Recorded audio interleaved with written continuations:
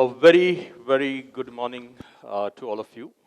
I didn't know from books we are going to go to Mars before I get to speak. And I would like to welcome all of you back from Mars to Earth so that we can actually start the creative thinking. You know, the, the word creativity for me actually plays on every single day. And now I see myself in the in the creative industry. I start thinking how it got into me and why it got into me.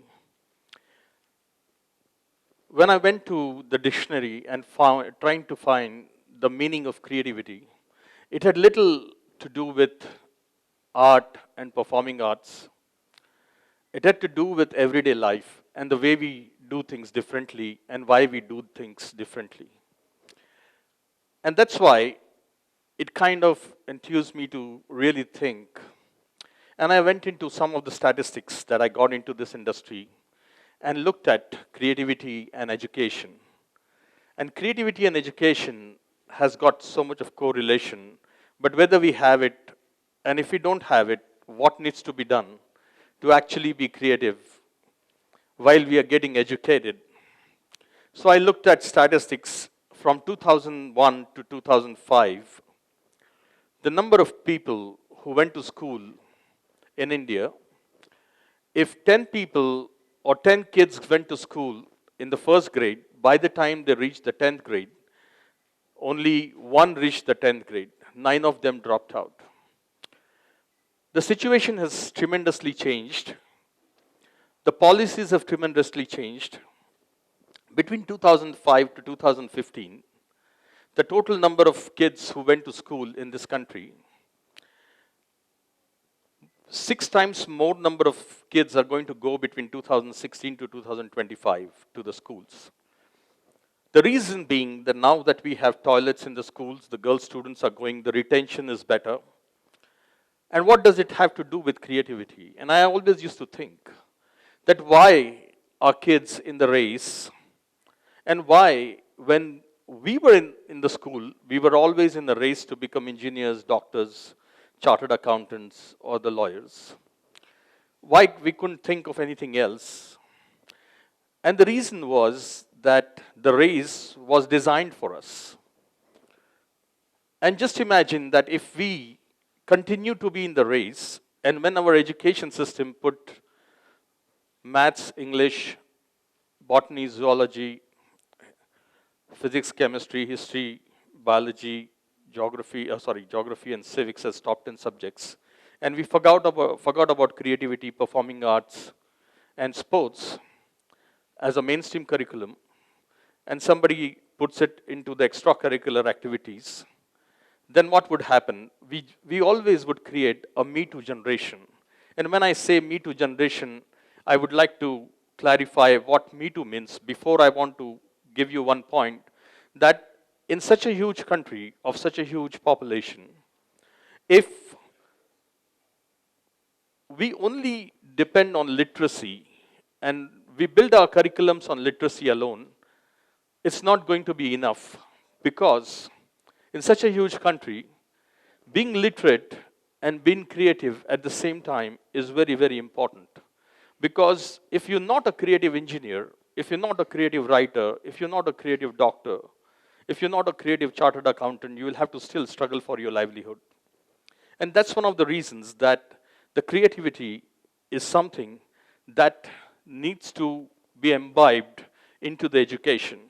And how does that actually come? And I realized that I was lucky to stay in a joint family when I was growing up.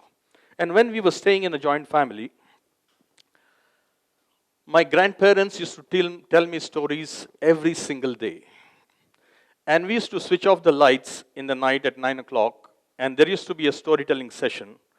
And I could lie down with all my brothers, sisters, and cousins and look at a dark sky and imagine those stories in 3D visualization. And that's something got us creative. And that's when we went to the playground. That's when we went and walked to the school. That's when we actually did something into the school. We started applying. And that's what your imagination, and somebody had said and talked about the importance of daydreaming. And that was a practice that was built in for the daydreaming for us. And we as kids, if we don't daydream, you will not be able to be creative at all. You need to understand and dream and see yourselves in the different situation. I'll tell you what happens. Once upon a time, do you all want to listen to some stories? Okay, so once upon a time, there was this kid who was of your age, about 10 or 11. And his father was a farmer. And the father used to have 30, 35 acres of land. And every single day, father took a basket and went around the farm of 30, 35 acres and collected all the eggs laid by the chicken. The son started walking with his father from the age of 7. When he became 11, he told his father, Dad, I've been going with you for the last 4 years, and I know exactly what you do. Why don't you give this job to me? I'll do it. And Dad asked several times to the kid, are you sure you want to take this responsibility? And the son said yes. So son got this responsibility. He started going to the farm. He did some mistakes. Some of the eggs got broken, but father was happy that he was doing it. One fine day, he suddenly found an egg, which was grayish in color, a little bigger in size. He ran with that egg to his father and said, Father, see, this is something different. This is not like a normal egg. And I can't place this with all the other eggs. And father said, see, you took this job from me. Now you figure it out what it is. And the son got dejected, but he just went. And when he went and kept it for hatching, all the eggs hatched, but this didn't. But some days later, this egg also hatched. But a little black colored, different kind of bird came out, which was not looking like a chicken. He ran with that bird to his father and said, Father, see, I told you this is something different. This is not the same bird like all the chicken. And his father said, see, son, I told you, you took this job, so you figure it out. So he left this chicken along with all the, this bird along with all the chicken. They are all playing into a big field. One fine day, all this chicken, while they were playing in the ground, they saw an eagle flying high in the air. And they all wanted to fly that high. They all jumped till 1 feet, 1.5 feet. Some of the chicken ran to their mothers and said, Mother, see that bird flying so high. How can I fly that so high? And the mothers told him, you are chickens. You're not only supposed to fly that high. You're just supposed to be on the ground. And if you can, probably jump for 1 feet, 1.5 feet. This bird also tried to do the same thing. It was actually an eagle, but it was born like a chicken. It lived like a chicken. It was living like a chicken. And who knows, probably it died like a chicken. So it's exactly about the creativity. That you identify that you have a thinking ability, you have an ability to transform something, you have an ability to think something different. You are an eagle. No sooner you've identified you are an eagle, you are destined to fly that high. And you're not likely to become a chicken and live like a chicken and die like a chicken. And that's one of the reasons that our industries and our curriculums need to be more creative. It's very rightly said that how does it work? Does it work only for individuals or it works even for the groups? And let me give you another story. There was a river. You know what is a river? Yeah, and there used to be civilizations on the borders of the river. So on the bank of one side of the river was one civilization and bank of other side was another river civilization. And there used to be always a competition between them. And they fought so much that one day they went to the king and they said that we are more generous than those people. And they said, no, we are more generous than these people. The king thought it's a very weird population. And why do they have to fight all this time? So he said, okay, I call you all separately and I'll figure out. And he told his ministers. So they laid a huge table and they laid wonderful, delicious food on the table. And they first got one of the civilizations and said that I'm going to throw a big party to you. There's a huge table like this, and there's a wonderful food, and we are going to party today. All the people in the civilizations was made to stand along the table on both the sides, but they were sticks tied to their hands like this, and they couldn't fold their hands. And they were said, now you need to eat all this food. And they tried and tried for 5-6 hours, and they couldn't. The second villagers were called. The same thing was done to them. They tried to figure it out for some time, but they figured out, and they started lifting the food and feeding the opposite guy. And the opposite guy started feeding this guy. They were more generous. So the creativity can be done in the group level also. At the same time, I would like to give you my lifetime experience. I was a CEO of one of the studios, and my CEO used to be, I was a chief operating officer, and my CEO used to be from US, and he was a software guy. Once I was driving him from the airport to the studio, and the travel was about good 1 hour, 1.5 hours. And when I was driving, he was sitting next to me. I suddenly got a call from the studio. Boss, please come fast. The technical director and the animation director is fighting. The next signal, I got another call. Please come fast. They are fighting. They are holding collars. I said, please call the security.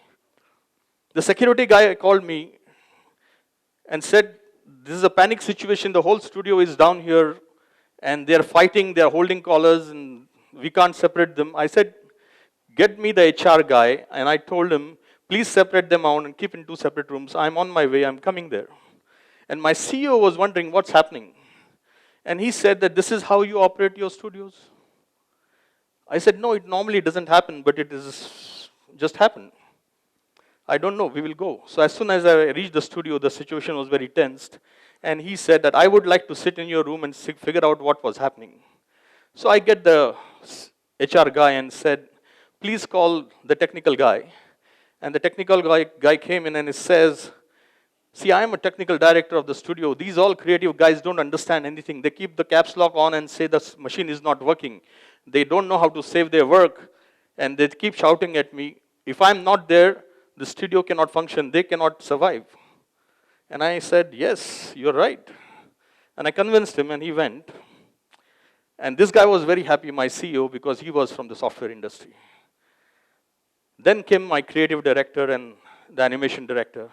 And they said, what the hell these technical guys think? They get a job because we are there in the studio. If we don't create, they will starve. And they don't know how to act and behave with our artist.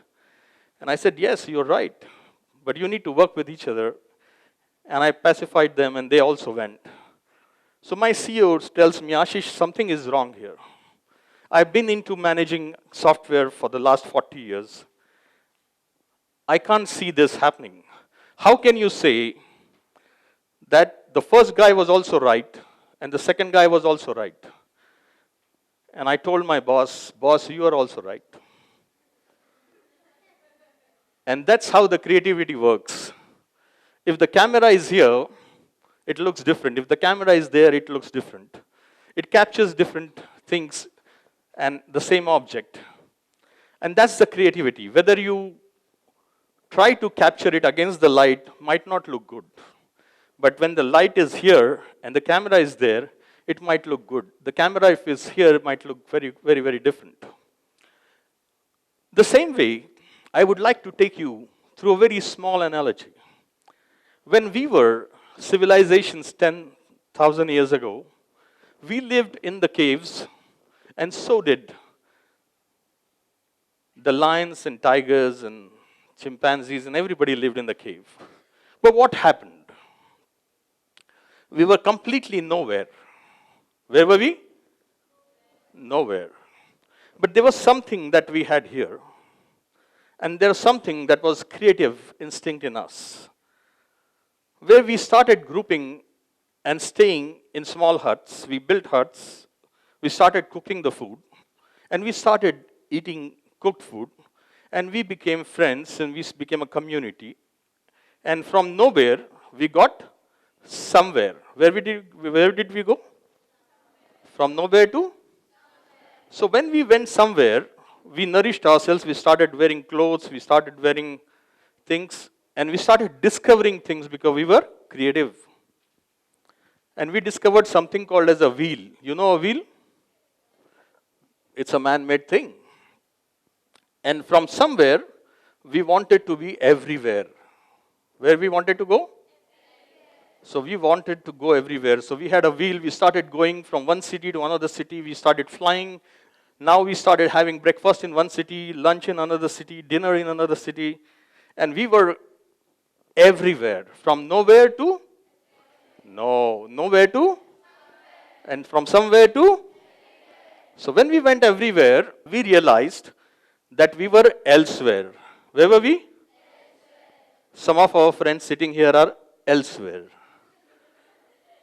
You know, some of the people who are with their mobile phones, they are, when you're sitting with your parents having dinner, you are, correct? Correct? So the challenge of creativity and the storytelling is to bring you now here. Is to bring you from nowhere to, nowhere to, somewhere to, elsewhere to,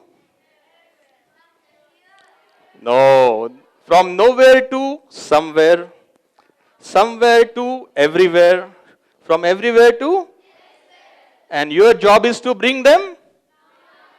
So that's the power of creativity. If you tell the most creative stories in the world, they will be the most creative stories ever beyond your existence also.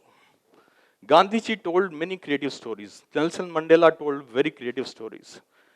Which are the films that you really enjoy? Which are the books that you enjoy reading? Very creatively written.